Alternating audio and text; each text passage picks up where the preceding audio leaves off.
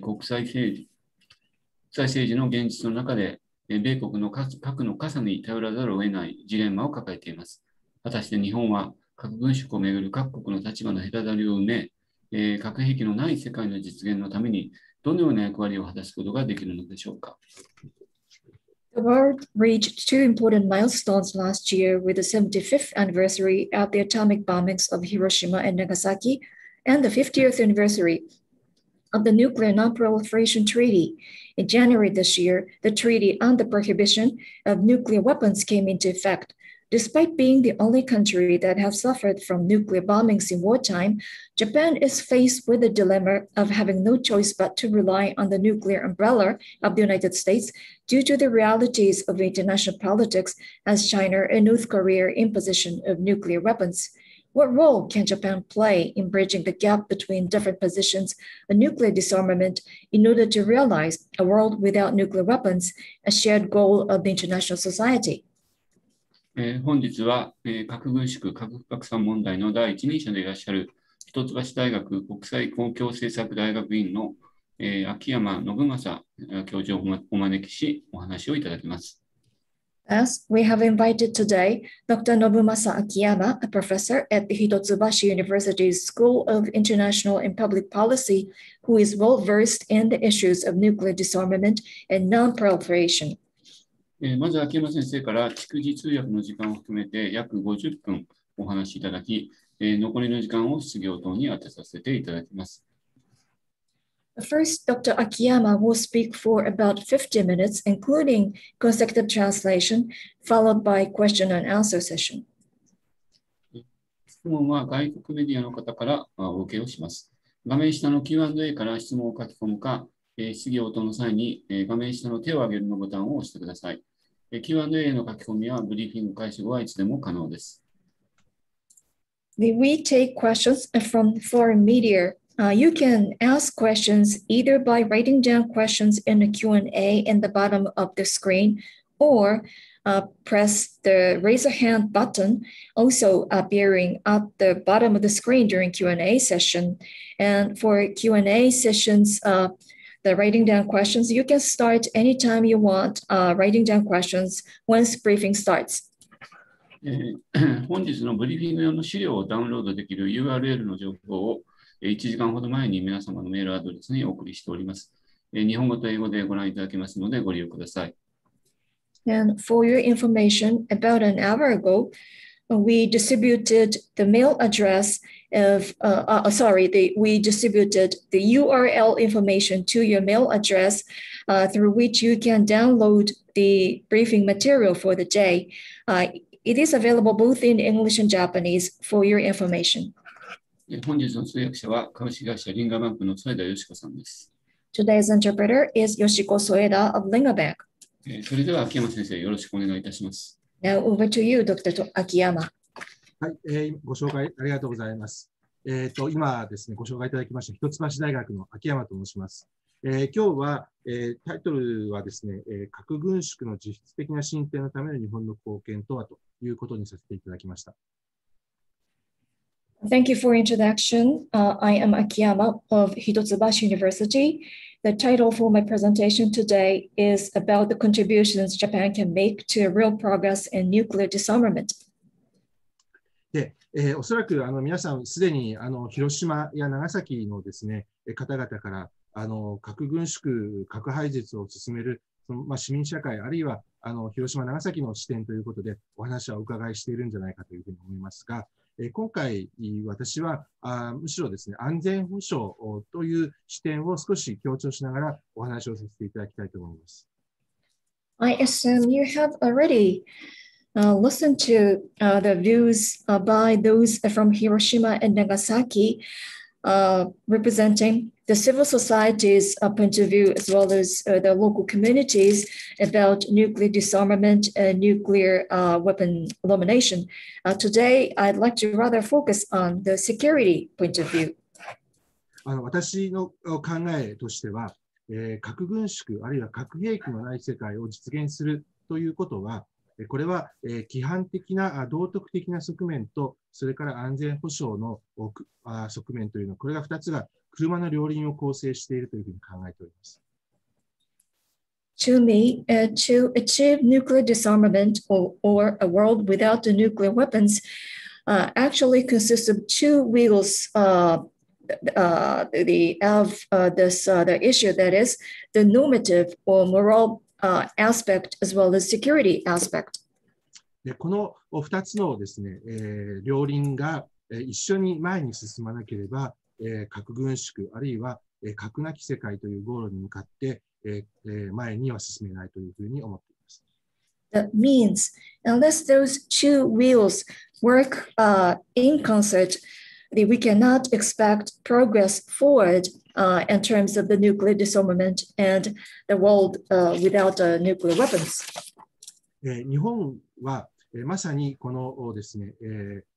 道徳的な側面と、それから安全保障の側面という、この2つですね、大きな課題あるいはチャレンジを抱えていると思います。もちろん、一つは広島、長崎のレガシーであり、でもう一つはこの東アジア、北東アジアという地域が極めて厳しい安全保障環境にあるということであります。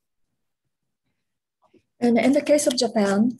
it is faced with two major challenges in this context, one related to moral or normative aspect and one related to security. And that derives from the legacy of Hiroshima and Nagasaki on one hand, and also the extremely severe environment surrounding security in Northeast Asia. でこの2つの側面というのが、つまり道徳的な側面と、それから安全保障の側面というのが、今の日本の核軍縮政策を形成しているというふうに考えています。And those two aspects, namely the moral or normative aspect and the security aspect, are reflected on the nuclear disarmament or security-related policies by Japan. あと本日のお話は、こうしたですね、2つの側面が日本の核軍縮外交にはあるということを念頭に置いて、お話をお聞きいただければというふうに思います。As in my presentation, hope that you would always keep in your mind about this perspective that there are two aspects to the nuclear disarmament diplomacy and security policies for Japan. That is, the one ethical or moral aspect and the other security aspect. はい、それではここから、スライドを共有させていただきながらお話を進めたいと思います。From here on, I'd like to share with you a PowerPoint in going on with my presentation. はい、これで大丈夫でしょうかね。はい、Can you see the slide? Hope you can. はい、じゃあ、進めたいと思います。まず、日本のこの核政策ですね。おそらく皆さん、非核三原則というのはよくご存知かと思いますけれども、これも含めて、日本の核政策の基盤というのは4つの柱から構成されています。で、1つが今言った非核三原則。で、もう1つが核軍縮の推進。で、3つ目がアメリカの拡大核抑止への依存。そして4つ目が原子力の平和利用です。Let us first consider the foundational pillars of Japan's nuclear policy. I'm sure you are familiar with 3 non-nuclear principles, and the 4 foundational pillars of Japan's nuclear policy include, number 1, the 3 non-nuclear principles that I have just mentioned, number 2, nuclear disarmament, number 3, reliance on U.S. extended nuclear deterrence, and number 4, peaceful use of nuclear energy. このうち最初の2つというのは、先ほど申し上げた規範的な側面、あるいはこれは、広島、長崎の経験をした国家としての、ある意味ナショナルマニフェストとしての核軍縮の推進、あるいは核に対する姿勢を示しています。And the first 2, they are rather related to normative aspect, or rather they constitute the national manifesto as the nation that has experienced Hiroshima and Nagasaki in its the promotion of nuclear disarmament policies or its posture on the nuclear disarmament. そして、残りの2つはより現実的な政策的なニーズを示しています。well as the latter two represent or reflect needs that are more realistic or the needs reflecting the policy perspective. 日本のですね、目指すところ、理想とすべきところは、核軍縮を推進するということが、核兵器への依存を減らす。で、これが究極的には日本の安全保障にも貢献するというような国際環境を作っていくことであるというふうに思われます。And ideally, Japan should aim at nuclear disarmament that will lead to less reliance on nuclear deterrence, and thereby improving security environment to create such an environment. That's the contribution that Japan can make. で最後のですね、原子力の平和的利用の部分ですけれども、これは一つは日本がですね、福島の原発事故までは、原子力発電を推進してきた。これは、エネルギーセキュリティ上のニーズからに由来するものです。And number four, the fourth, the pillar, up until Fukushima,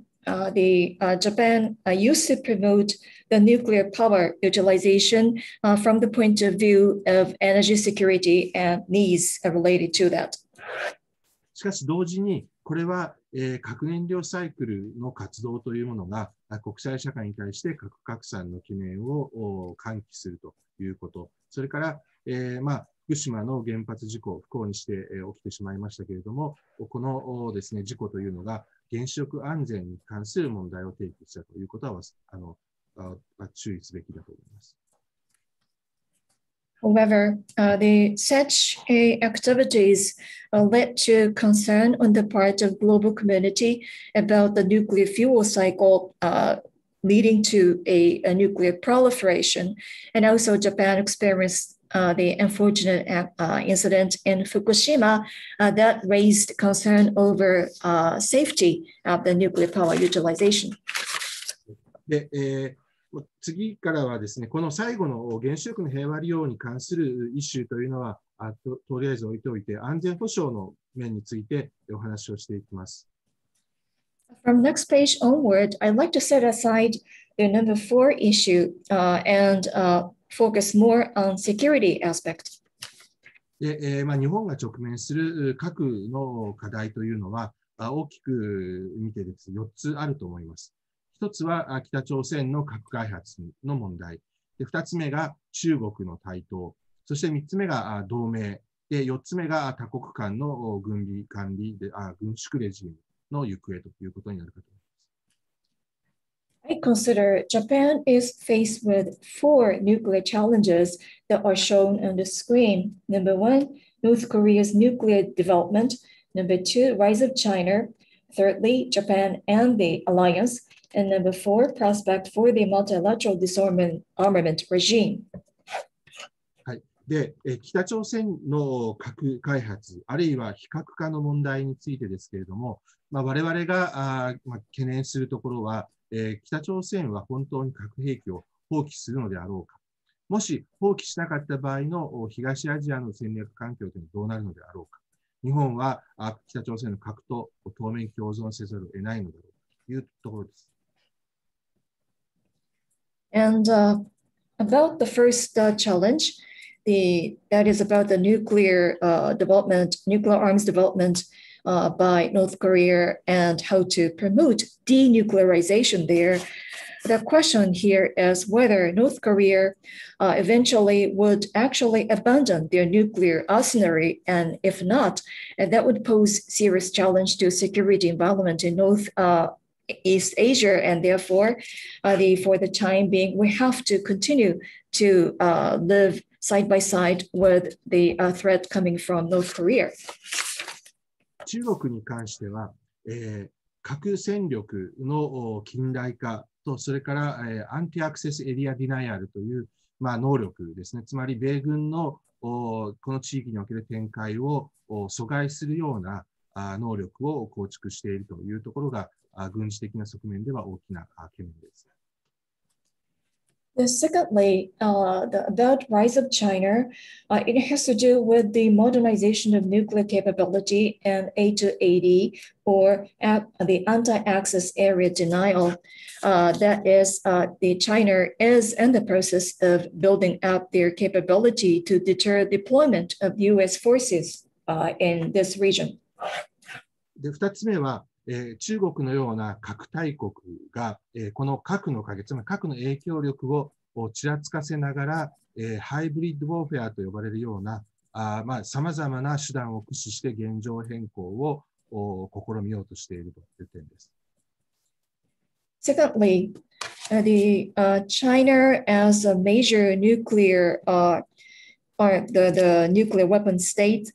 it tends to imply its nuclear arsenal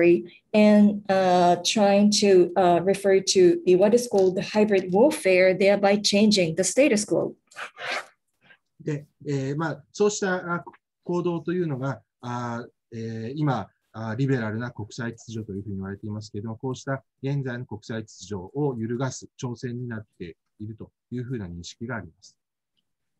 And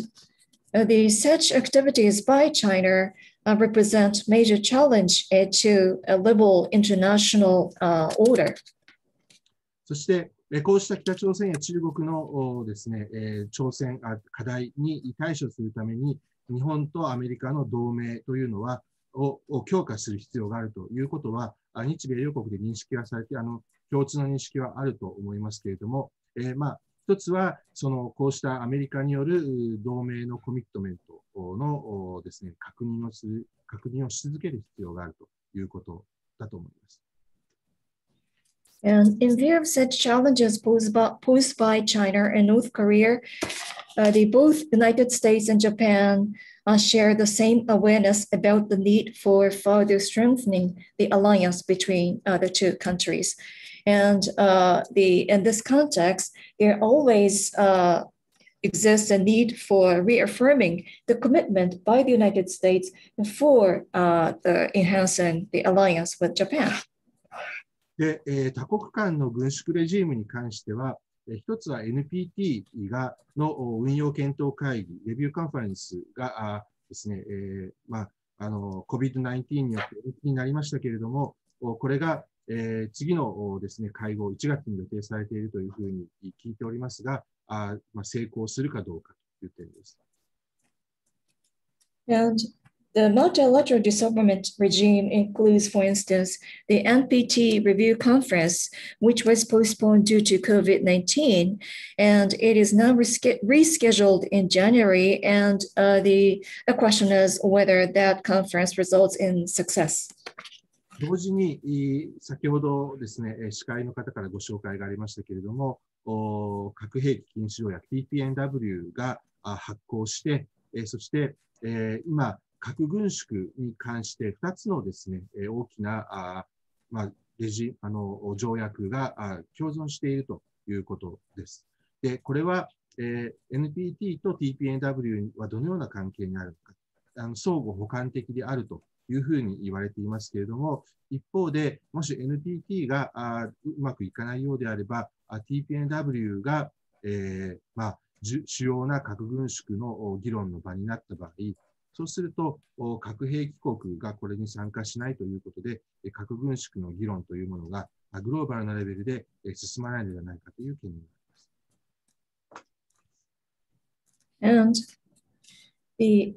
at the same time, as the moderator mentioned at the outset, the Treaty for Prohibition of Nuclear Weapons now came into effect. And therefore, we now see two major treaties or regimes for nuclear disarmament that coexist side by side. And what is the relationship between the two, NPT and TPNW? It is said that they are complementing with each other, but in case NPT process doesn't work as smoothly as expected, in that case, TPNW may become the main place or venue for discussion, which does not include the nuclear weapon states. And in that case, we can't expect major progress made in international community in terms of nuclear security. もちろん、日本は今ですね、TPNW に加入していないわけですけれども、日本としてもこの NPT と TPNW への態度ですね、特に被爆地、広島、長崎からは、この TPNW 日本も入るべきであるという声が高まっていますけれども、日本としてはこの2つの条約に対してどのような政策、姿勢を取るのかということが問われていると思います。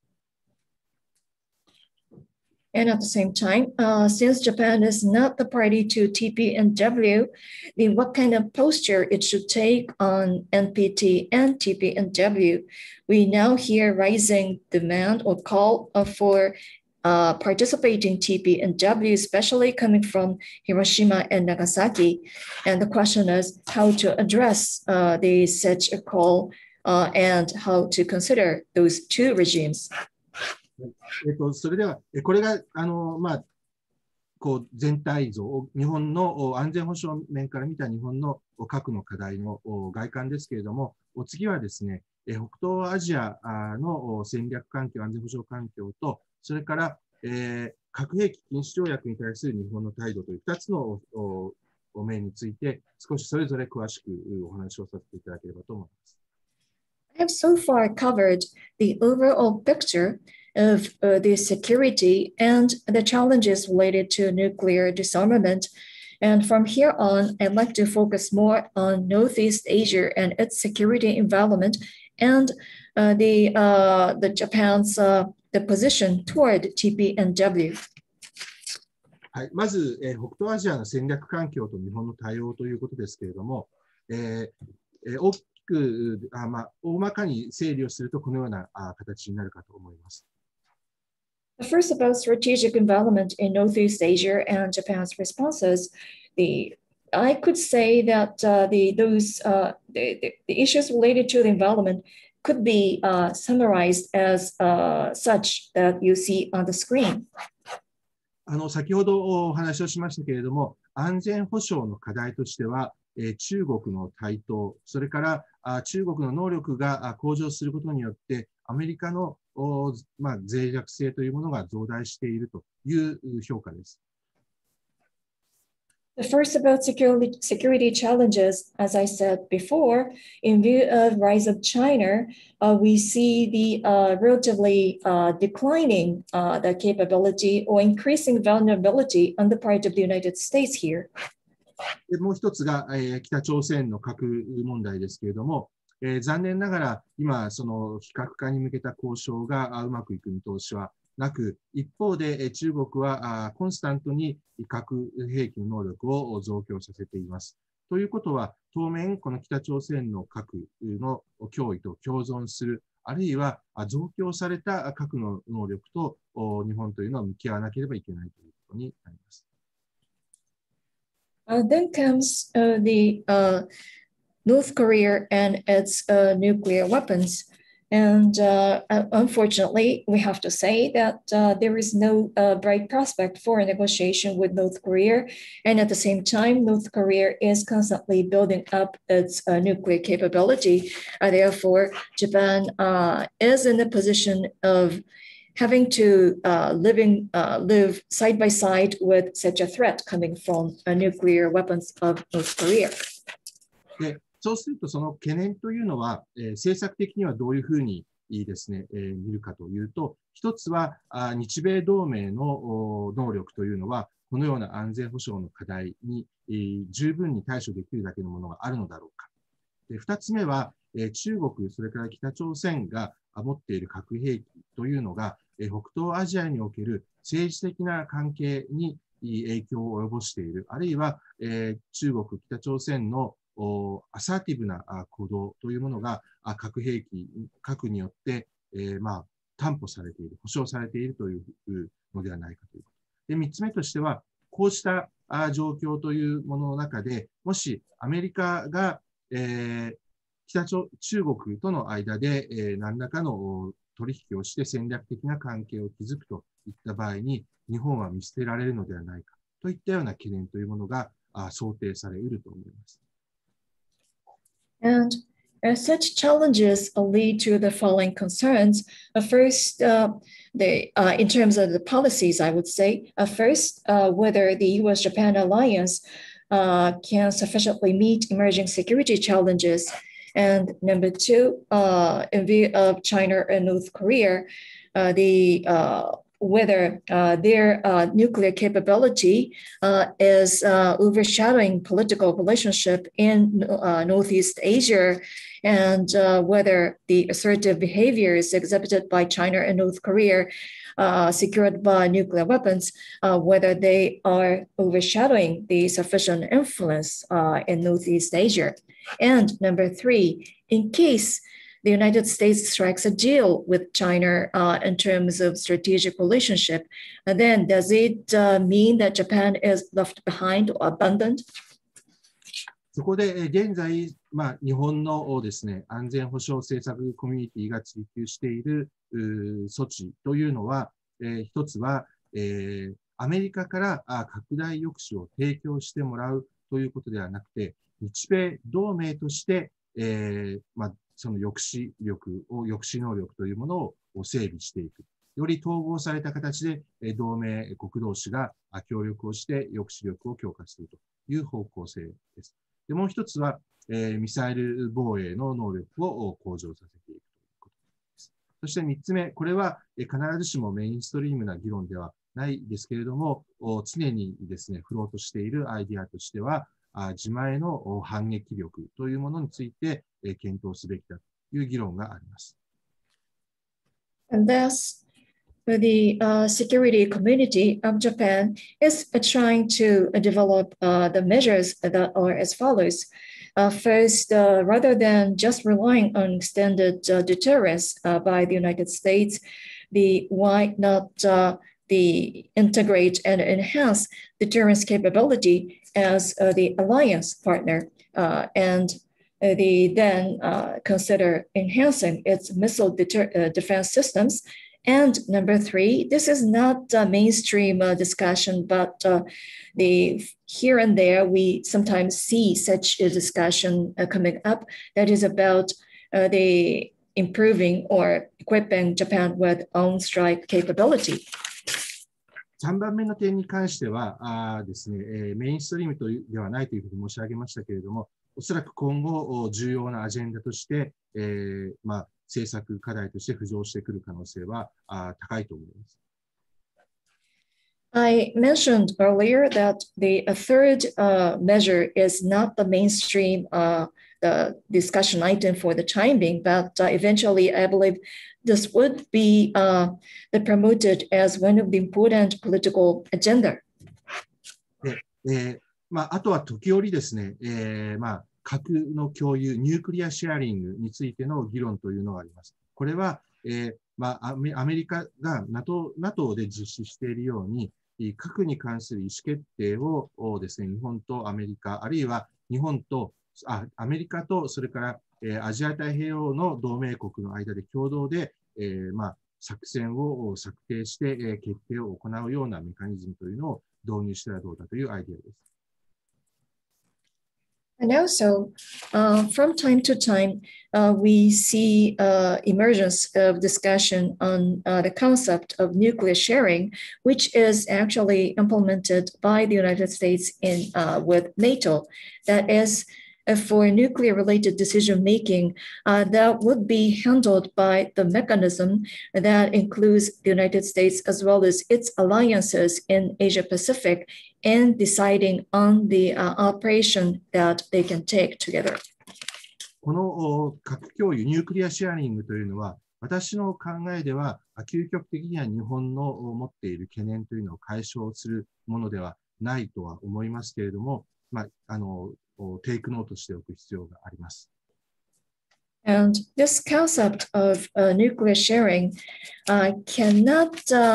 lead to elimination or wiping out concerns that are held by Japan, yet there is a need for taking note of this concept. ただ今お話しした通り、残念ながら今北東アジアにおいて軍備管理や軍縮についての可能性というものをですね、議論するということは日本の政策コミュニティの中ではあまりですね、有力な考えではなさそうです。Unfortunately, however, in Northeast Asia, when we consider the priority of the nuclear arms control and disarmament, it doesn't appear to be a major political agenda for those items under current circumstances. しかしながら、私自身は今後ですね、このような同盟を通じた中国や北朝鮮に対抗する能力を強化するということだけではなくて、東アジア、北東アジア地域における核兵器の役割、あるいはそうした軍事力の役割というものをどのようにして制約をかけて、より低いレベルにおける安定を追求するのかということをですね、そうしたビジョンをですね、構想する必要は今あると思います。Still, I consider that dealing with China and North Korea through alliances by enhancing its capability to stand against China and North Korea is essential. And also they consider the role of nuclear weapons and the forces in Northeast Asia in realizing the low-level stability by dealing with those issues. We need to develop vision on those matters now. すみません、今、ローレベルスタビリティという訳だったんですけれども、おそらく、緊張の低いレベルでの安定という意味です。I mentioned low-level stability. I mentioned the stability with low level of tension. はい。で、その中で、おそらく、北朝鮮の交渉に関しては、おそらく皆さん、よくご存知というか、問題点はご理解いただいていると思うんですが、アメリカと中国の間で、今、戦略的な不安定性というのが問題になっていて、この点について少しだけお話をしたいと思います。And I'm sure you are familiar with issues or concerns related to negotiation with North Korea, that is about the strategic instability between the United States and China. And that's a topic that I'd like to touch on next. これは非常に複雑なテーマなので、少しですね、より多少単純化してですね、3つのポイントを申し述べさせていただきたいと思います。Yet, this is such a complicated theme, and therefore, for the sake of the argument, I would resort to simplifying those issues and trying to categorize them into three matters or three issues. 一つは、アメリカと中国、アメリカとロシアという二国間同士だけではなくて、アメリカ、中国、ロシアという3カ国間の間で、もし安定的な関係を見つけるとすると、それはどのような状態なのか、つまり安定界ですね、が見つかるのかというポイントです。First, it is about the relationship among the United States and China and Russia, not only at bilateral basis of U.S. China and U.S. Russia, but also among trilateral relationship. What kind of a situation that would arise if stability is to be sought after in this trilateral relationship, whether there is such a solution to stability in such a relationship. 2つ目が、新興技術の影響、インパクトです。The second is about the impact of emerging technology. 例えば、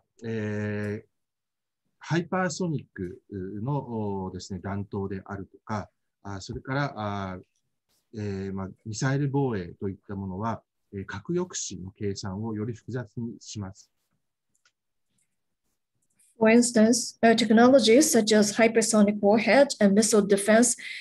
complicates even further the calculation of the nuclear deterrence. また、最近ですね、衛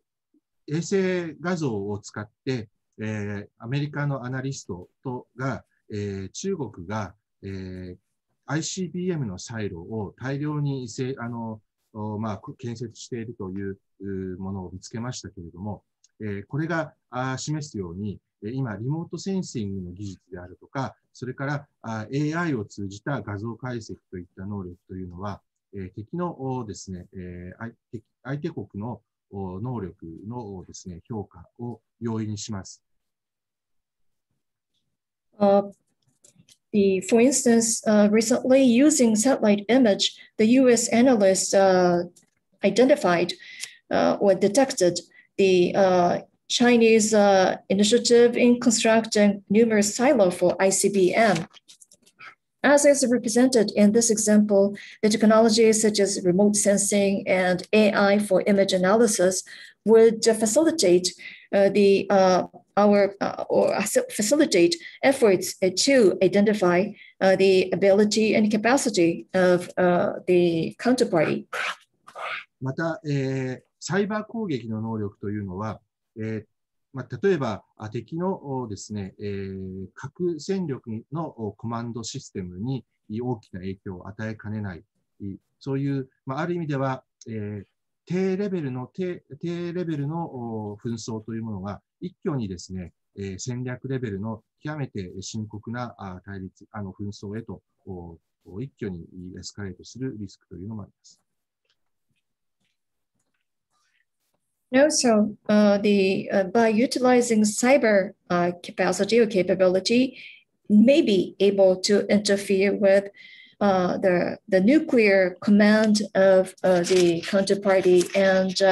if such is actually exercised, then that could pose a risk of the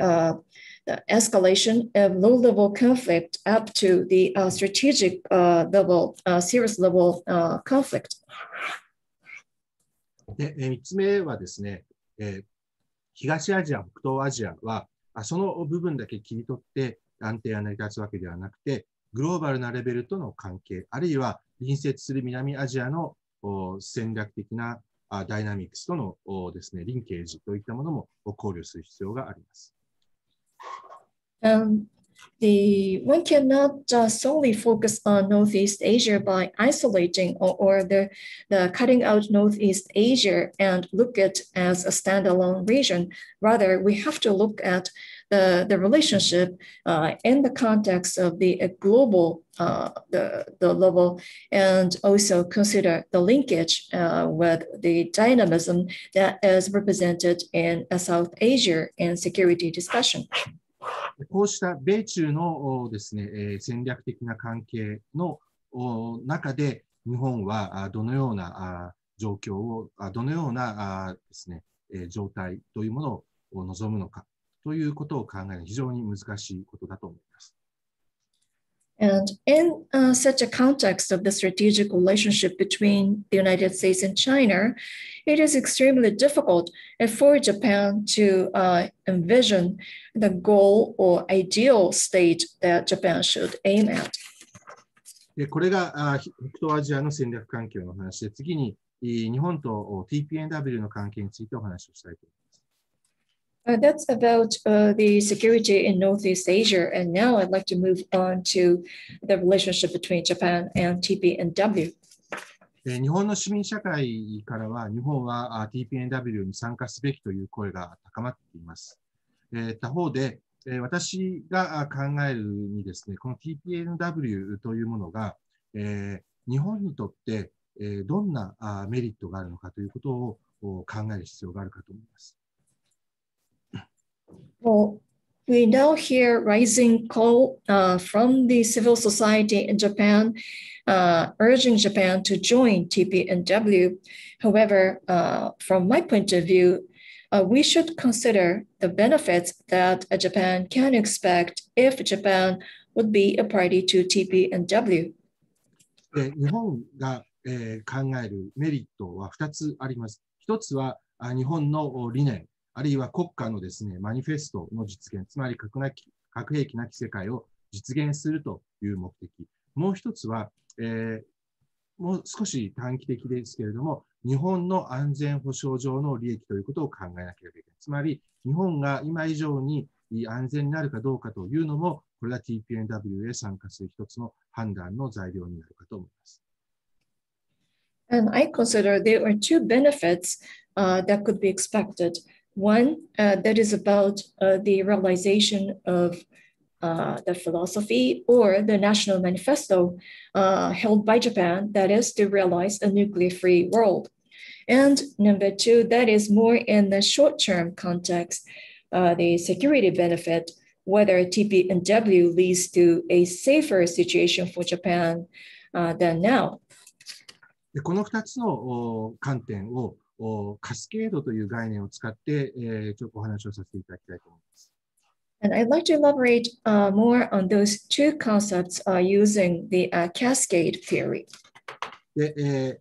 規範の面、つまり日本が理念を実現するという面ですけれども、日本が TPNW に加入すると何が起きるかという話です。But first, from the disarmament norm point of view, what happens if Japan accedes to TPNW? 期待としては日本が TPNW に入れば、規範を強化する、つまり唯一の被爆国が TPNW に入ることによって、グローバルに規範が強化されて、他国もこの、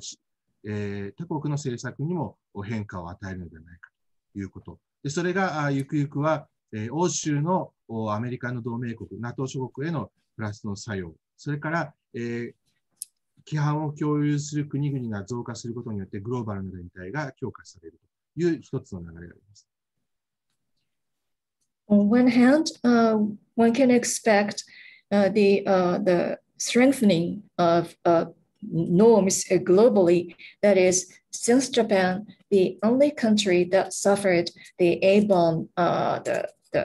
the A-bombs in Hiroshima and Nagasaki, now joined the regime. That will lead to strengthening the norms globally, and eventually that will lead to a positive influence over European countries or NATO. And also, we can expect the strengthening of global solidarity.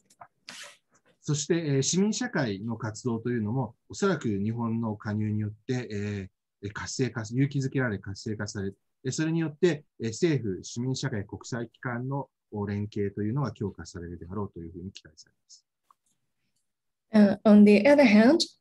this could lead to encouraging and vitalizing civil society activities, and therefore, this would further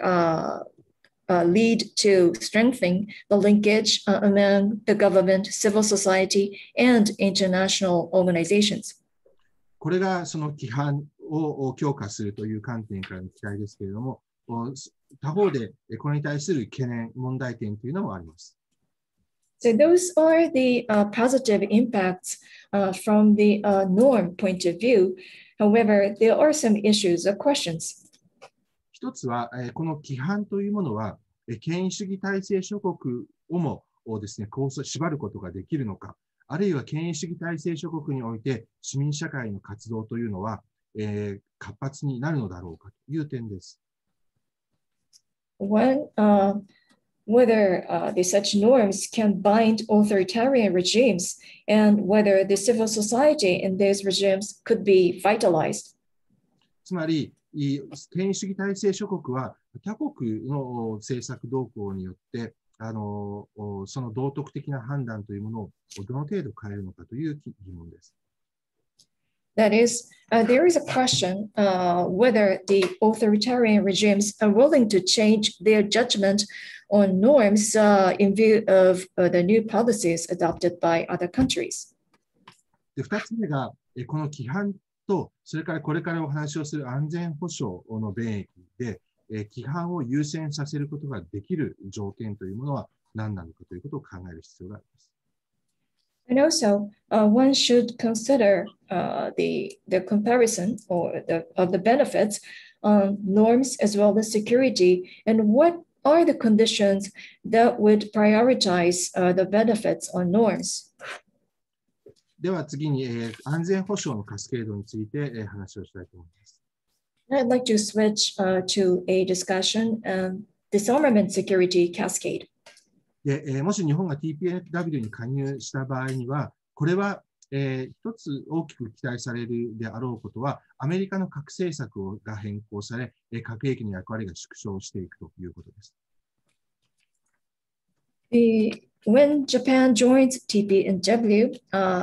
one would hope that that could lead to a change in U.S. nuclear policy and that the nuclear weapons would play less role. そしてそれが中国、ロシアの核政策の変更を促し、あるいはイギリス、フランスの核政策の変更を促していくというのが流れです。And in view of that, such would the urge or the encourage China and Russia to change their nuclear policies and also to urge UK and France to change their policies as well. もう一つのですね、期待が、日本が TPNW に加入すると、中国、北朝鮮が核兵器の役割を縮小して軍縮に向かう。そしてそれがインドやパキスタンの核軍縮に影響を及ぼすという流れです。And another expectation has to do with the initiative by China and DPRK. If such the move by Japan leads to China and DPRK reducing the roles of nuclear arms and reducing their nuclear arsenal, that would eventually lead to nuclear disarmament on the part of India and Pakistan eventually. こうしたカスケードが本当に起きるのかどうかという点で言うと、いくつかのやはり疑問に答える必要があります。Whether such cascade of various developments would actually take place, here again, I have to pose some questions. 一つは、米国の核政策にとって日本を含む同盟国との約束がどこまで中心的なのか、あくまでもアメリカの核兵器はアメリカの安全保障にとって重要か否かという判断があるかと思います。The first question has to do with the centrality of allies' interest in U.S. nuclear policy. In other words, the nuclear armament continues to be important for U.S. own security. で、2つ目は、中国、ロシアは果たしてもしアメリカの核政策が変更されたとして、アメリカに追随するのかどうか。このですね、結びつきが必ずしも明確ではありません。And the second question is that in the event that the United States decides on changing its nuclear policies, whether the China and Russia would really follow, we don't know for sure whether there could be such a cascade of actions by those countries as well. また、日本がTPNW に入ったときに、中国、北朝鮮は本当にそれを受けて核兵器を削減するのだろうか。もし削減しなかった場合には、日本の安全保障というのは、今よりも安全なのか、それともリスクが高くなるのかということは、しっかり考える必要があるかと思います。And also, we have to consider whether accession of Japan to TPNW leads to reduction of nuclear weapons held by China and North Korea. If they don't, then whether that would pose more safety or more risk for Japan. That question has to be also considered. つまり、その TPNW というのは、果たして核軍縮のための手段なのか目標なのか。ということと、それから、この今申し述べた2つの核軍縮のカスケードの問題点ですね、こうした期待が果たして期待通りにですね、メカニズムがですね、働くのかどうかということについては、冷静にですね、判断する必要があると思います。That is to say, whether TPNW is means or end, that has to be considered together with the question that such two logics of the cascade of nuclear disarmament that would function as a mechanism as expected or not. We have to consider those questions objectively. で、明確に述べませんでしたけれども、そういう意味で言うと、その日本が TPNW に入るということについては、必ずしもポジティブな側面だけではなくて、むしろ現状の安全保障環境の下では、日本にとってあまりメリットがないということになりますが、では日本は何をするべきかということになるかと思います。Although I did not mention explicitly in the event that Japan joins TPNW, that would not always result in positive benefits only. In fact, there may be less benefits for Japan in terms of the current security environment. And then the question is what Japan should do. 当面は北東アジアの安全保障という観点からすると、短期的には危機管理とリスクの低減という措置にですね、重点を置く必要があると思います。First, at least in the short term, given the Northeast Asian context, Japan should consider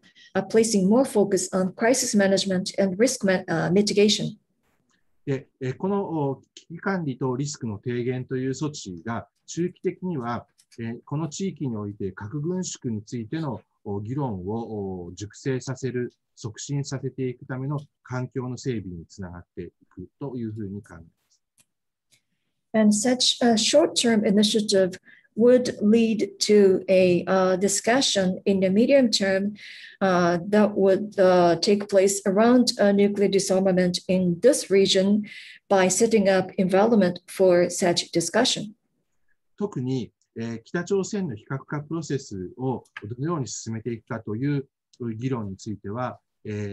アメリカ、韓国、日本、北朝鮮、中国といった主要なステークホルダーがしっかりと協議をする。とりわけ、日本とアメリカと韓国がですね、共通の認識を持つ必要があると思います。And especially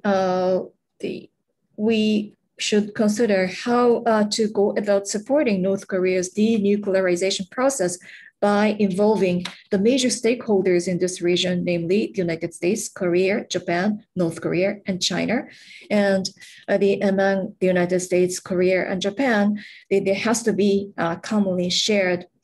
perception or concept on this discussion or on this initiative. 2つ目は、米中のですね、間に今、残念ながら実質的な戦略対話が政府レベルでも、それから民間レベルでもなされていないという状況に鑑み、このですね、対話というものを進めていく。そして、その中で、日本の、あるいは韓国、オーストラリアといった国々のですね、安全保障上の懸念というものもしっかりとですね、議論ができるような形で、このですね、戦略あるいは軍備管理対話を支援していくという必要があるかと思います。And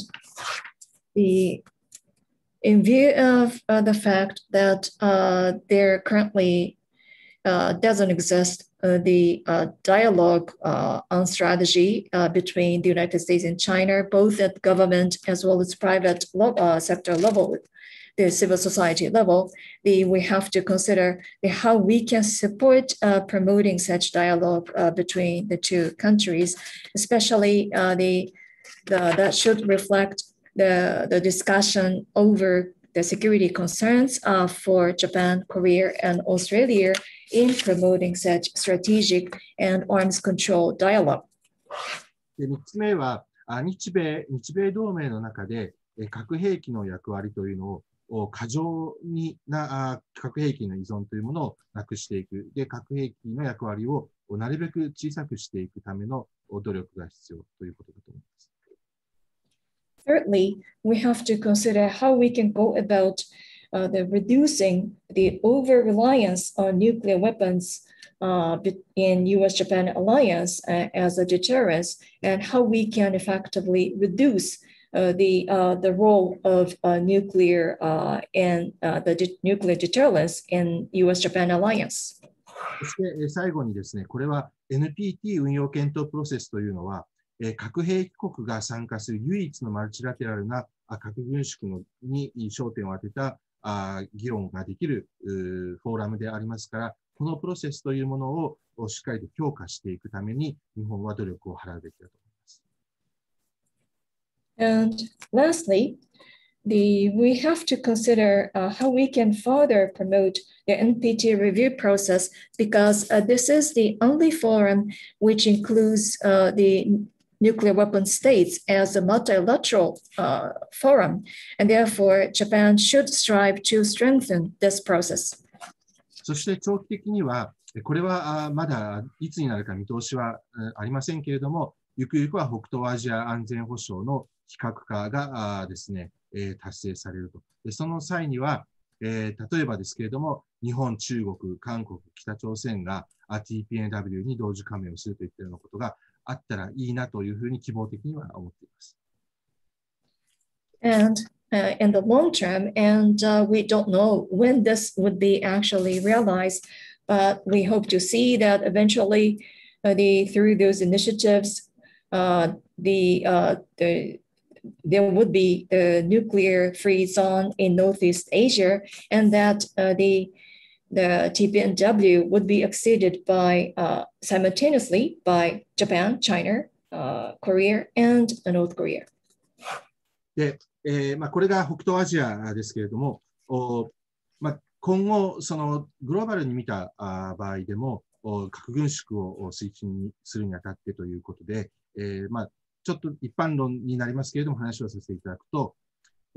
一つは、やはり、特効薬はないんだと思います。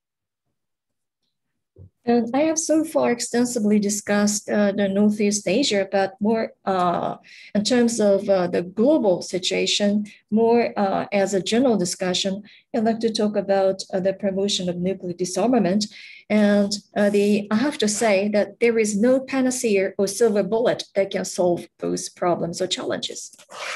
ですので、日本が努力すべきは、対話の場の設定、あるいは何を議論すべきかということについてのアイディアの提供、そして、そうしたですね、対話が必要な国々の間の橋渡し、ブリッジビルディングということであります。もちろん、橋渡しというのは、言うのは簡単ですけれども、実際に行うのは難しい。ただし、これは、今言ったように、そのシルバーブレッドがないわけですから、粘り強くやっていくしかないということだと思います。In this context, what Japan should strive for, that would be to provide or seek for the opportunities or venue for dialogue, and also offer ideas about agenda to be placed in such a discussion, and also act as the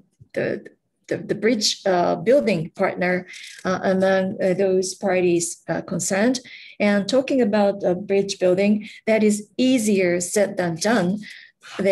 However, because of the absence of the silver bullet, we have to be patient and strenuous in this effort. で、そうした努力の一環として、日本政府はこのですね、核軍縮の実質的な進展のための賢人会議というのを2017年から2019年にかけて開催をしました。As a part of such an effort, the government of Japan convened the group of eminent persons for discussion of those matters from 2017 to 2019. で、実はこれにですね、私、最初の1年は、事務局長として、で、2年目は民間の方に戻りましたので、最初の1年は外務省に出向していたので、事務局で、2年目は大学に戻ったので、メンバーとして参加する機会を得ました。In the first year, I used to be seconded to Ministry of Foreign Affairs, and therefore I acted as the Secretary General of this the forum. And from the second year and onward, I returned to the university, and therefore I participated in this discussion as a member. で、実はこの会議、メンバーの選定から参加したんですけれども、あえて核抑止を重視する方々と、それから核軍縮をですね、推進する方々を混ぜてですね、グループを作りました。And I was involved in the whole process, starting from the selection of the members in this the group of eminent persons. And we intentionally selected both the schools, that is, the people that call for nuclear deterrence and those people that call for nuclear disarmament. ですから、このグループで、コンセンサスとして何らかの政策提言をするというのは非常に難しかったわけですけれども、少なくともいくつかの今後核兵器をなくしていくという上での原則について、理解が、共通の理解が生まれ、そして提言するに至りました。And hence, given the nature of the members of this group, it was extremely difficult to come up with a consensus to agree on the policy recommendations. Yet, we came to agree on at least the principle of eliminating nuclear weapons. And based upon the common understanding, we came up with the recommendations. で、一つが、核兵器不使用の規範を強化していく、維持強化していくということ。で、もう一つが、軍備管理軍縮の約束を維持していくということ。これは、軍備管理軍縮の機運をですね、失わせないということを意味しますけど、で、三つ目としてこれは非常に重要かと思うんですけれども、議論に節度ある態度を取り戻すということであります。And those agreements or recommendations are first to strengthen such norms for the non-use of nuclear weapons and upholding the existing commitments on arms control. And thirdly, this was also important, that is to restore the civility or discipline and discourse. 具体的にどんな難しい課題があるのか、今後検討していかなければいけないのか、あるいは今 NPT のプロセスをですね、維持強化するために何ができるかといった具体的な提言に関しては、次のページ以降にありますけれども、項目が多いので、今回のご報告では省略をして、この資料をご覧になっていただければというふうに思いますけれども、And in terms of the specific content of the recommendation as to what should be confirmed or what should be maintained and so on, that is elaborated on the next page and onward. But for the sake of the time, I'd like to skip the explanation and hope that you would refer to the material that is in your hand. ただし、この困難な課題、ハードクエスチョンと呼ばれているものは、これは核軍縮、核なき世界を達成していく上では、必ず我々としては向き合う必要がある。これをですね、解決していく必要がある問題だというふうに思っています。We do realize that those are hard questions, yet those are inevitable questions that we have to come to grips with in order to realize a world without nuclear weapons. で、最後ですね、まとめですけれども、一つは、やはり北東アジアにもう一度戻りますけれども、このですね、軍備管理をしていくためには、まず、米中の考え方の溝を埋める必要があるということ。二つ目としては、ですね、各国の不信感を除去して、対話の習慣を確立していくということ。それから、今、北東アジアにおいては、様々なですね、認識や懸念、あるいは軍備管理、軍縮に関する用語の定義について、異なった理解が存在しているので、対話を通じて、これ共通認識を確立した上で、信頼を醸成するということが必要かと思います。Lastly, I'd like to once again come back to Northeast Asia and discuss what has to be done. First, we need to consider how we can fill the gap between the United States and China in terms of their perceptions. And number two, we have to wipe out distrust and establish a habit of dialogue. And thirdly, we see a variety of different perceptions, concepts, concerns, or definition on the nuclear, the arms control and disarmament, the terminology. We have to first come up with the common understanding about those definitions as well as their concerns and the issues in trying to be engaged in the confidence building. こうした地域の具体的な課題に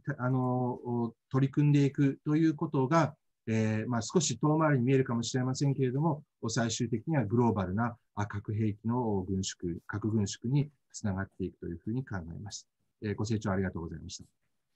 And therefore, we have to first tackle on regional issues, regional challenges. It may not look straightforward, yet that would eventually lead to nuclear disarmament globally. Thank you for your attention. 秋山先生、どうもありがとうございました。核軍縮をめぐる現在の情勢、それから日本の置かれた立場、で日本は何をすることができるかということにつきまして、非常に網羅的にご説明いただきました。本当にありがとうございました。それではこれから質疑応答に移りたいと思います。質問はですね、外国メディアの方以外にも、大使館の方も、たくさん見えてますので、質問のある方は挙手していただくか、あるいは Q&A に書き込むということで、お知らせいただければと思います。外国メディア以外の方からの質問もお受けをいたします。Well, thank you very much, Dr. Akiyama. You have covered comprehensively the various issues, including the status quo, where Japan stands, what Japan should do. And now we'd like to move on to Q&A session. We also have participation from embassies, foreign embassies, and therefore we take questions from participants, not just limited to foreign media. If you have questions, either to press the button of raising a hand on the screen or write down questions on the screen in the Q&A section. それでは質問のある方は、手を挙げるか、Q&A に書き込んでください。Questions. それでは、皆様の質問をお待ちする間に、児玉理事長、質問どうぞ。秋山先生、ありがとうございました。今日の、明確な形で、この核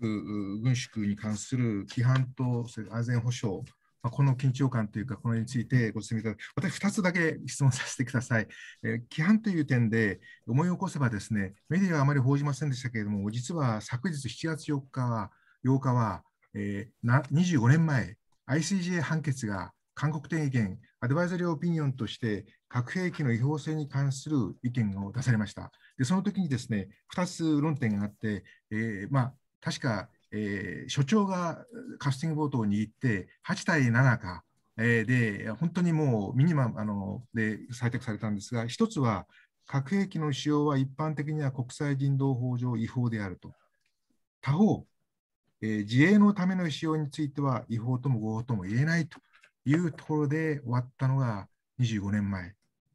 そして今回、TPNW が採択をされ、一応国際法、実定法として、発行したと。この25年間を、この2つの点を比較する限りにおいて、この規範性において、核の違法性と規範性において、どの程度進歩があったというふうに先生はお考えかというのを、それ1点目、もし、ご説明いただければと思います。While the audience is thinking about the question, I'd like to invite Mr. Kodama to raise his questions. And now, Dr. Akiyama, thank you very much for your question. And thank you for a very clear presentation about the normative aspect as well as the security aspect of the nuclear arms. And although this was not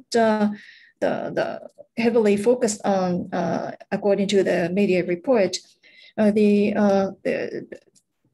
July the 8th, that was yesterday, was the one anniversary, that was the 25th anniversary since the decision was made at ICJ on the illegality of the nuclear arms. And the result was quite tight. That is, the president had a vote, the casting vote, and it was decided by 8-7. And they decided that from humanitarian point of view, the nuclear weapons are considered to be illegal. But for the self-defense, the use of such arms for self-defense, they can't either judge whether it is illegal or legal. And now that the TPNW has entered into effect as international law, what do you see as a progress and the normative aspect over 25 years since that judgment came? はい、理事長ありがとうございます。ICJ のこの勧告的アドバイザリーオピニオンというのは、非常にやはり重要なですね、規範の根拠をなすものであると思います。他方で、このですね、今、理事長ご指摘の通り、主文においては一般的に違法であるということを述べつつも、キャビアットがついていて、自衛のためのエクストリームサーカムスタンスにおいては、合法か違法かを判断できないというところで、核兵器国、核保有国はこのキャビアットの部分を重視するということがずっと続いてきたというふうに思います。で、この状況というのは、私が見た感じでは、残念ながらTPNW の出現においても、当面のところはあまり変わっていないというふうに思います。Well, thank you very much, President Kodama, for your question. In fact, the advisory opinion of ICJ is quite important as the foundation of norms. And in fact, in its main text, as a general discussion, it concluded about the illegality of the nuclear weapons. Yet, there was a caveat that was attached stating that in an extreme circumstances for self-defense purpose, and then they can't judge whether it is legal or illegal. And this is the caveat that is often referred to or resorted by the nuclear weapon states to justify their position. And unfortunately, I have to say that even with the adoption and entry into effect of TPNW, I don't think there was major change or impact in terms of the normative aspect. で、他方で、この規範というものは、2つの種類の規範があって、1つはその法的な法規範、あるいは国際法として、明文化されないけれども、各国の行動を拘束するような法規範になり得るかどうかということと、それからもう少し緩やかな社会的な規範かどうかということで、このですね、TPNW というのは、残念ながらというか、これは国際法の一つのですね、宿命だと思いますけれども、法規範としては私はまだ成立をしていない。むしろこれは、国際法条約の体制をとっていますけれども、社会規範を普遍化する、ある意味一種の運動であるというふうに私は今のところは見ています。I would say, on the other hand, that in norms, there are two types of norms. One is the norms in the legal context, or the laws, including international laws, that could bind the behaviors or actions by the parties concerned, even when it is not explicitly developed as the written law. And then there is another type of the norm that is a social norm. And it may be the unavoidable as international law, but I have to say that the TPNW is yet to become the legal the norm, so to speak. In other words, this is a kind of movement trying to universal the spread the universal concept of what is embodied in this the treaty. 以上になります。よろしいでしょうか。Hope that this answered your question. ありがとうございました。Thank you. それではQ&A に入った質問を、読み上げます。ストレートタイムズのウォーター・シムさん、シンガポールの記者からです。DPM Taro said this week that Japan may go to the aid of Taiwan with the US under the principle of collective self-defense. Could you discuss the Taiwan factor in the regional nuclear arms race? Also, given that India also has nuclear weapons of its own, how would this affect overall regional geopolitics, since it is another factor that would make it unlikely for China to give up nuclear arms? The next question is written in the Q&A section. This is a question by Mr. Walter Sim of the Straits Times. And now I'd like to translate the question into Japanese. 今週、日本の麻生太郎副総理が、日本はアメリカとともにその集団自衛権という名のもとに台湾の助けに進出するかもしれない。このような台湾の要素というのを地域の核軍拡競争の中でどのようにお考えになりますか。またインドもまた独自の核兵器を持っている中で、これがいかにこの地域の地政学に影響を与えていくのでしょうか。というのもこのような要因があると、さらに中国としては自らの核兵器を放棄するということはなさそうに思われるのですが。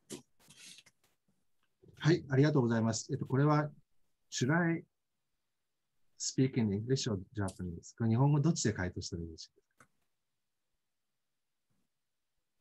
日本語の方がよろしいですか。英語にしていただ、英語で回答いただいて、じゃあ日本語に訳しましょうか。はい、本人は英語で聞いてきてますので。はい。はい、Thank you for your comment. First of all, Japan's role in Taiwan contingency. I don't think that Japanese self-defense forces would be engaged in the sort of armed conflict directly, even though I think it may play a kind of supportive role of U.S. operation if contingency happens. But fundamentally, I don't think the nuclear weapon would be involved in this kind of conflict. First, one, the China is not going to use nuclear weapons vis-a-vis Taiwan, and also the United States is not really willing to escalate this conflict into the sort of exchange of nuclear weapons between China and the United States. But that is why, ironically, the Japan and United States are sort of feeling that they have to have sufficient conventional capabilities to deal with it. But I think foremost, the most important objective of this kind of signaling is to avoid this escalation of the situation into the military conflict or the Chinese use of force against any sort of, the territories that Taiwan have the sort of Taiwan kind of controls. So, that's one thing. Then, so for the first question, my view is that, it doesn't not really necessarily kind of escalate the nuclear arms races between China and the United States, but possibly escalate the conventional arms races. So that's the question to that's the answer to the question number one. And number two, on the India, すみません、ここでちょっととりあえず聞きます。どうもコメントありがとうございます。まず、台湾有事の際の日本の役割ということに関してですが、まず日本の自衛隊が直接そのような軍事紛争が起こったときに関わると、その直接参加するということはないと思われます。アメリカの作戦の支援ということはあるかもしれませんが。で、また基本的にはこの台湾有事の際には核兵器は使用されないであろう。その中国は台湾に対して核兵器を使用したくないであろうし、アメリカもまたそのような核戦争の核兵器の使用にまでその状況がエスカレートするのは望んでいないと思われます。というえに皮肉なことですが、日米においては十分な通常兵器の装備というものが必要だというふうに感じるに至っているわけです。で、重要なのは、つまり、そのシグナル効果ということである。つまり、そのような軍事紛争の拡大、また中国が台湾を制圧するために軍事力を行使するというようなエスカレーションを避けるためのシグナルを発信するというところに重要性があるかと思います。ですから、まず最初のご質問に関しては、私の見解では、この核を使ったその競争にまでエスカレートすることはないであろうと。ただ、通常兵器のレベルにとどまるのではないかというふうに思われます。And with regard to the second question about the India, yes, it is a very important question. And India's one of the motives behind India's nuclear armament is China. China succeeded in nuclear tests in '64, actually during Tokyo Olympic Games. And then, India made self-restraint in producing nuclear weapons for the long time. In fact, Indian scientists participated in Manhattan Project, and so they had technical capabilities to produce nuclear weapons, but they didn't. Then India was kind of prompted by the Chinese nuclear test and decided to go nuclear. And so inevitably, India's strategic consideration on the nuclear issue is not only about the sort of conflict with the Pakistan, but also the eastern and northeastern front as well. And for China as well, yes, the India and China are facing the border, and so there is a kind of constant conflict over the border. But at the same time, I think India and China, both sides have kind of a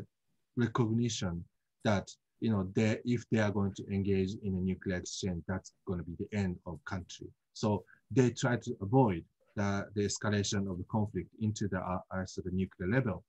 That's one thing. But at the same time, we need to note that China is in fact supporting Pakistan in Pakistani efforts to develop nuclear weapon capabilities by providing the nuclear power plants and technical support. So it is also China which input some sort of a fuel into the sort of the escalation of India-Pakistan nuclear confrontation too. So if China is going to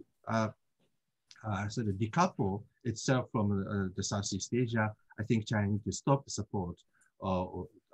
the Pakistan as well. So and so I don't think that would happen. So that is why I mentioned in my presentation that the Northeast Asia and South Asia entanglement is a very difficult and complicated matter. And that's what also United States must take into account. So that's it. Thank you. 2つ目の質問に関してですけれども、このインドにとってもこれは大変に重要な問題であります。というのも、その核兵器をそもそもインドが所有するに至ったその背景にあるのは、1964年東京オリンピックの年に中国が成功裏に核兵器を開発したということがあったからです。長きにわたってインドの科学者はマンハッタンプロジェクトに参加したということで、そのような能力があるにもかかわらず、インドはその核兵器の開発は自制しておりました。しかし中国がその成功裏に開発したというのを見て開発に乗り出したわけです。で、ということからインドはその対パキスタンというだけではなく、東側また北東の前線に関してもそのインドとしては対峙しているわけです。で、一方、中国とインドというのは国境を接しており、常にその国境紛争が絶えない地域でもあります。ただ、両国とも、もしここで核兵器を使用したら、もう両国とも終わってしまうということは分かっているので、そのような核兵器の使用ということまでエスカレートさせないようにしているわけです。で、もう一つ、認識しなければならないのは、中国はパキスタンの核兵器開発にも支援をしているということです。原発の開発やその他技術の支援を行ってきました。そして、ですから言ってみれば、そのインド対パキスタンのその構想の火種を中国がさらに投入してエスカレートを助長していると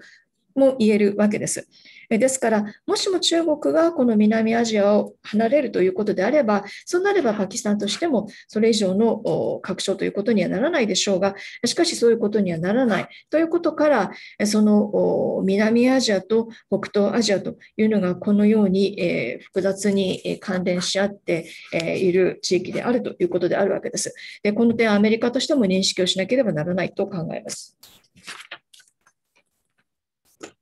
ありがとうございます。他に質問のある方はいらっしゃらないでしょうか。Any other questions? それでは、この理事長、はい、はい、はい、どうぞ。よろしいでしょうか。はい、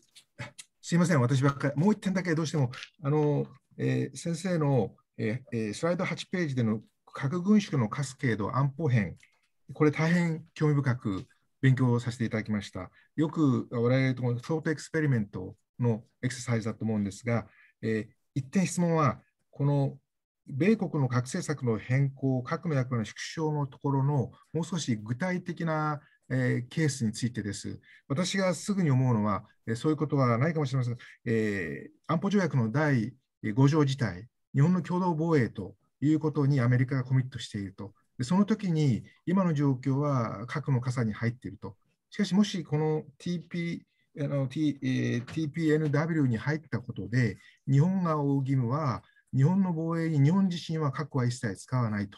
いうことになると。あくまでも。でしかし、共同防衛のアメリカ軍は、アメリカの判断に任せると。そういうような立場というのは果たしてあり得るのか。リーガリーにですね、あるいは日本にとってそういうことは政治的な意味とリーガルの意味とあるんですけども、ちょっと私はそこ考え込んだことはないんですけれども、今お話を聞いてて、ちょっとそういうケースはどういうふうにおそらく整理される、考えるのかと。結論的には私は、ですから日本はなかなか今、このカスケードのこのオプションに行くということは、おそらく政策的にはなかなか極めて困難だと思うんですけれども、ちょっとその辺の頭の体操ということで、先生の見解を伺えたら幸いです。This is Kodama speaking. Sorry for monopolizing the questions, but I have another question to ask. That's about slide number 8. That's about disarmament security cascade. And this was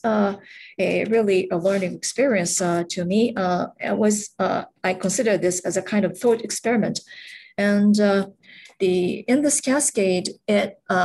considers that the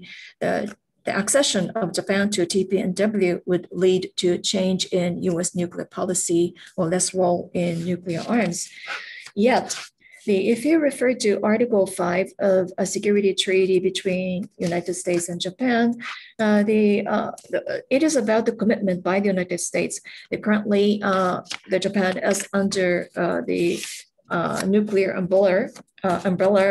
for deterrence, and therefore, the way it works is that Japan would not would not consider use of nuclear weapons, but in the context of the joint defense, and then on the part of the United States, the decision is left to the United States, and therefore, whether in such a situation the different decision or such the standalone decision made by the United States that could happen or not, what happens if such a case. And therefore, given all those thoughts, I thought that it may be rather difficult for Japan to the step onto this the initiative, realizing the second step in this cascade, but how can we consider such steps in the context of security treaty and the roles between Japan and the United States? はい、ありがとうございます。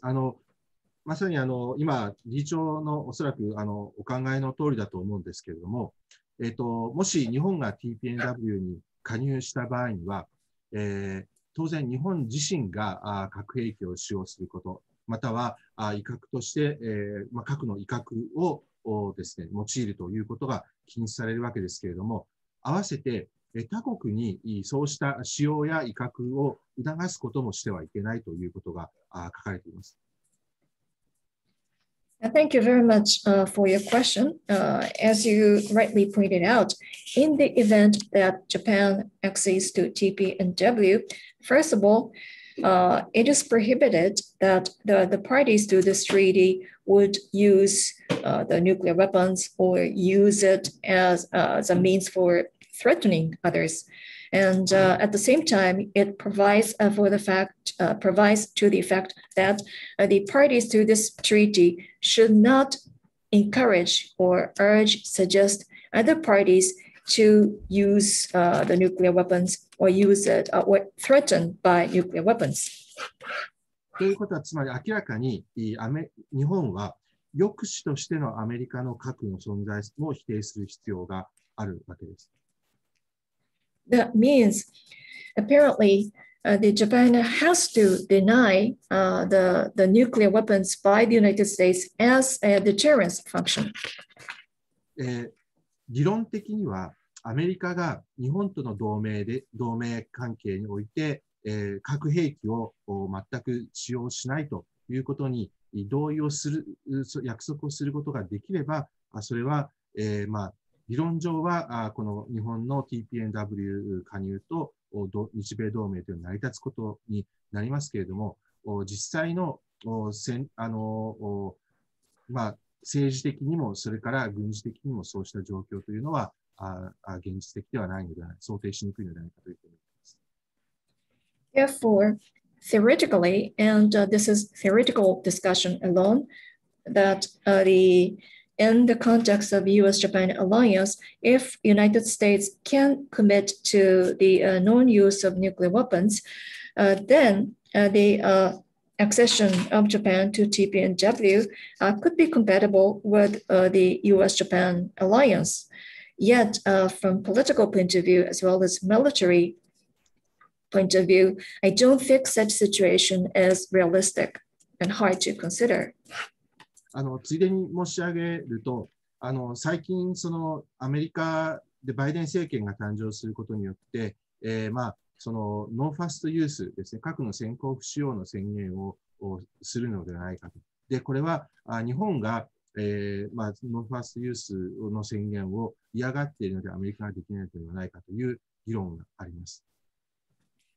In passing, I'd like to add that recently there was some speculation that the Biden administration may declare the non-first use of the nuclear weapons. And when they don't do, then it may be because Japan doesn't want the United States to make such a declaration. で、この先行不使用、ノーファストユースという宣言ですけれども、中国は実は宣言をしています。And actually, China made a declaration about the non-first use. ところが残念なことに、おそらくですね、日米、それからそれ以外の国々でも、中国のこのノーファーストユースの宣言について、それを信頼して、それに立脚して、安全保障政策、あるいは軍事戦略を構築しているとは思えません。However, unfortunate to say this, but I don't think any countries, including United States, Japan, or the countries, would trust this statement by China about non-first use in developing their security, the measures or policies. で、つまり何を言いたいかというと、このような宣言政策というのは、法的な拘束力があってもなくても、とりわけ TPNW に核兵器国が入っていない場合にはですね、必ずしもですね、この自国の安全保障政策が立脚するですね、基盤にすることは非常に難しいということだと思います。So the point that I'd like to make is that the such statement, whether it is legally binding or not, given the fact that the nuclear weapon states were not present among the TPNW parties, such statement cannot be used as a foundation for developing the security policies. ありがとうございました。ありがとうございます。Thank you.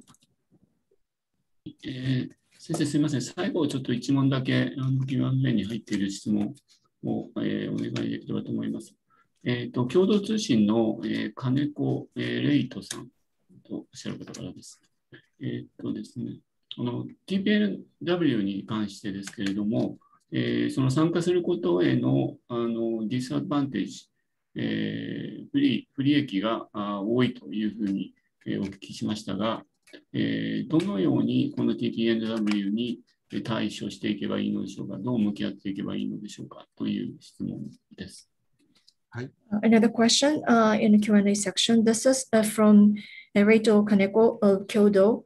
You said that there is more disadvantage to participate to TPNW. How should Japan deal with the TPNW? はい、ありがとうございます。これは日本語でお答えしたいと思います。I'd like to answer this question in Japanese. ディスアドバンテージとありますけども、むしろTPNW に加わるという新たなアクションを起こすことによって、日本にどのようなプラスがもたらされるのであろうかというふうに考える必要があります。Well, you said disadvantage, but rather I should suggest that this question should be dealt with from the point of view of what kind of positive the benefits that would be brought about if Japan accedes to TPNW. とりわけ、日本が TPNW に参加することによって、受ける今話したような安全保障上の制約というものに対して、それを補うことが可能な安全保障上のメリットというのはどのようにしたら生まれるのだろうかということを考えた場合に、必ずしもTPNW が日本にとってメリットであるというふうには思えません。Especially when we consider that the accession to TPNW by Japan can complement the setback that Japan would experience in terms of the security constraint, what kind of benefit yet the TPNW can bring about if Japan accedes to the treaty, or how such benefits could be generated. When we consider such a question, I have to say that we can expect much benefit by doing so. おそらく核兵器の存在が自国の安全保障に直接ですね、大きな影響を及ぼさない国であるならば、TPNW に対するメリットは大きいわけですけれども、今まさに、北朝鮮の核、あるいは中国の核というものについて、議論をしている中で、そうした問題を TPNW が解決できないのであるならば、今のところ TPNW というのは日本にとって政策の選択肢にはならないということかと思います。I would consider that if any countries that are not directly influenced in the security context by the nuclear weapons, then there would be major benefits that they can enjoy as a result. But given the nuclear arms possessed by North Korea and China, when TPNW cannot offer solution to such challenges, then I don't think accession to TPNW would become an option for Japan to take in the context of the policies. 他方でこの TPNW が提供するその考え方というのは、これは将来ですね、国際社会が目指すべきゴールとして、アスピレーションを持つということは必要だと思います。On the other hand, in terms of the concepts, the philosophies that are embodied in TPNW, I would say that they should be embraced as a kind of goal, the aspiration that international community to embrace. で、そのためには一つ柔軟に考える必要があるのは TPNW だけがこの核なき世界を達成するための唯一の道筋ではないということです。And for that purpose, one has to be flexible enough. In other words, TPNW is not the only option or solution that we can take in achieving the world without nuclear weapons.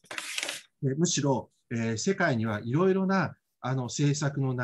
れ、アイディアの流れ、それから規範の流れがあって、そうしたいくつもの流れが合流して、最終的にはその核なき世界という海に注がれる、川の一つの体系のようなものだというふうに考えたらいいのではないかというふう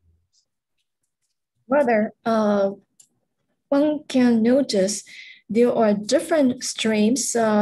globally and their policies, ideas, and norms. They constitute kind of streams and eventually converge and then flow into the ocean, which is the world without nuclear weapons. And therefore, we can consider that this treaty is just one of those streams.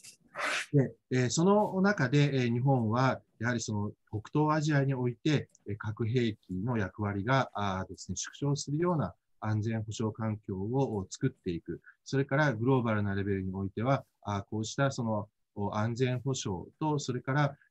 核兵器の廃絶の関係についての議論にまっすぐに真剣に取り組んでいくための場を提供すると、そうした努力をしていくことが必要で、これはその核兵器、TPNW に入るということだけが、核軍縮への貢献ではないということを示しているというふうに思います。Therefore, Japan should endeavor to realize the security environment where the role of nuclear weapons would be reduced in Northeast Asia, and also more globally should try to offer the opportunities, the forum for consider and in a serious manner face with the security and nuclear disarmament as a global forum. And therefore, I would say that TPNW is not the only solution forum to achieve that. Or on this path to achieve the goal of the nuclear weapon-free world, I think. ありがとうございました。それでは予定の時間を過ぎておりますので、本日のブリーフィングはこれで終了とさせていただきたいと思います。秋山先生にはお忙しい中お時間をいただきましてどうもありがとうございました。ありがとうございました。Thank you very much. With this, we'd like to conclude today's press briefing. And thank you very much, Dr. Akiyama, for sharing with us your precious time for this briefing. はい、ご参加いただいた皆様もありがとうございました。それではこれで終了とさせていただきます。To all the participants, thank you for your participation and interest in this press briefing. And with this, I'd like to conclude today's briefing.